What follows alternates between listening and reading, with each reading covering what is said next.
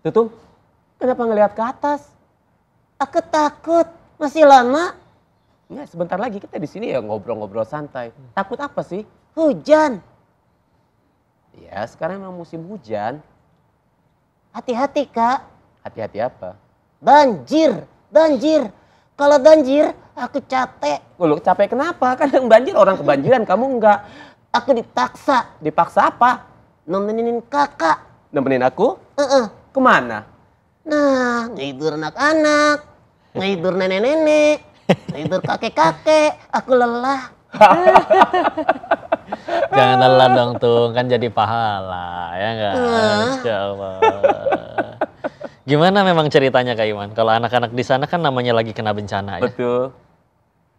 Apa emang ceria sebagaimana basicnya anak-anak, apa juga ikut murung namanya rumahnya hancur, bahkan mungkin badannya luka? Iya, kepanikan awal di masa emergensi itu semua rata.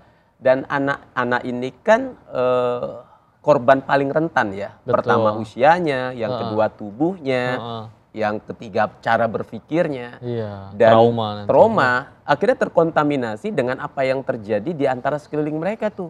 Ibunya teriak histeris, iya, lihat bisa adiknya memanage, tidak ada.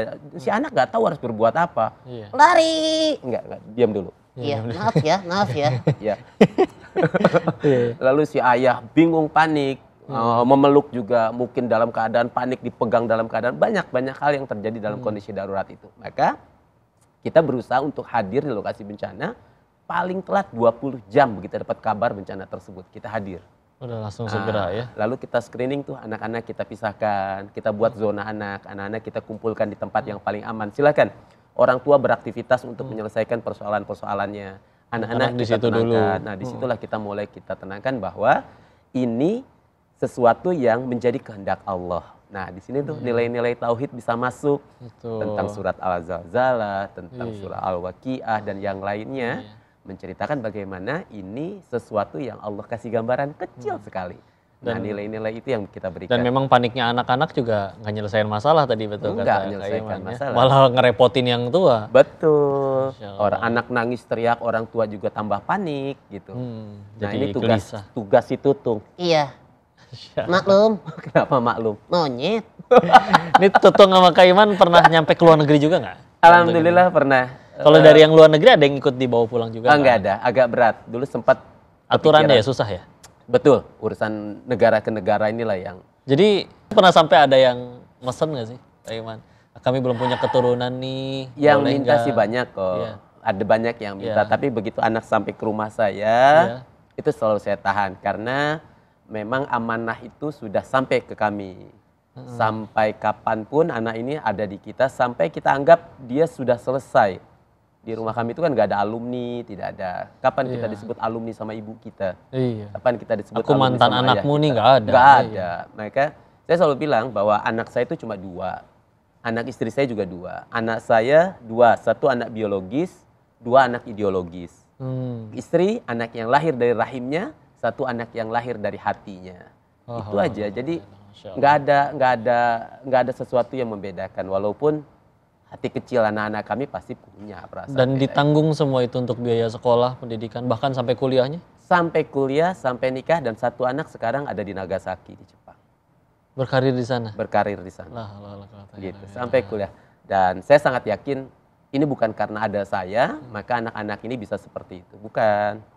Anak-anak ini memang sudah Allah takdirkan, ada bersama kami, maka Allah siapkan semua amunisinya, semua propertinya, sehingga dia bisa sampai ke tempat yang mau tuju. Allah jamin sih memang Allah betul jamin rezekinya. semua. Jadi ya secara teknis atau secara dunianya semua benar-benar dari dana pribadi?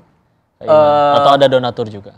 Secara umum saya tidak pernah mengikat siapapun untuk membantu kita. Kontrak, MOU dan lain tidak, biar janjinya sama Allah saja. Terus akhirnya kendalanya apa aja anak-anak kalau dari daerah yang mereka punya trauma lah ya? Lebih susah nanti diajarinnya kah, atau lebih pemalu kah, atau lebih minderan kah? Anak-anaknya karakternya gimana biasanya? Saya selama ini tidak pernah melihat ada masalah. Saya selama ini tidak pernah melihat ada tantangan. Tapi saya coba melewati semua ini proses. Jadi kalau ditanya, kayak mana, ada apa sih katanya hal yang paling berat ngurusin anak-anak? Begitu saya dapat masalah, merasa ini berat, saya bersyukur. Karena saya akan naik kelas. Kenapa naik kelas? Masalah ini teh kelak akan ketemu. Kalau ada orang tanya ke masalah, Kak Iman, anak saya begini, saya belum pernah nemuin. Kan? Belum pernah nemuin kasusnya gitu. Tapi begitu Allah kasih kasus ya tentang anak A, B, C, D, insya Allah aman. Dan saya menikmati lah. Saya menikmati semuanya. Kalau masalah bahasa itu umum. Masalah puberitas pasti dan normal. Iya. Ya, masalah kenakalan remaja selama nakalnya tidak membuat dia jauh dari Allah, saya pikir saya masih tenang-tenang saja gitu. Oke, ya, Masya Allah ya. Terus waktu awal itu yang pertama kali ya, itu tiba-tiba memang keputusan sepihak atau bahkan permintaan istri atau bahkan ketika nyampe rumah ini anak dari mana kamu bawa? Iya, saya pernah ada drama kayak gitu. Takutnya istri curiga juga, jangan-jangan nih anak anaknya Kak Iman. Enak aja. Gimana waktu itu? Tutung duduk aja ya di pangku ya. Iya. Dulu ya tuh. Diam ya Tung. Iya Kak. Untuk urusan ini saya baru tahu istri itu ternyata di awal nggak setuju. Oke. Baru tahunya Baru kapan? tahu itu 2018, 2016 saya ngumpulin anak-anak dari Setelah 2008. udah berapa anak? Udah ada yang nikah. Baru tahu itu pun ditanya sama orang. Iya. Umi kenapa Umi mengizinkan sesuatu yang aneh dilakukan sama Kak Iman? Jawab Uminya, saya tidak pernah diajak diskusi. Begitu pulang ada anak, ya sudah mau diapain lagi katanya. Pulang lagi ada anak, itu bertahun-tahun. Dan di tahun ketiga, kelima baru istri mulai menerima seluruh hatinya. Dan ini pemirsa bentuk keyakinan ya. Kadang ada orang yang pengen beramal, dia tahu itu kebaikan bisa berhenti gara-gara takut istrinya marah. Ini Masya Allah karena yakin ini kebaikan dan yakin istri juga hatinya digenggam oleh Allah. Nggak mungkin Allah nggak bolak-balikin hatinya gitu. Betul, Koko, betul. Luar biasa pemirsa, masih banyak yang bakal Bapak tanyain. Kalian jangan kemana-mana, tetap di SAS, selalu ada hikmah.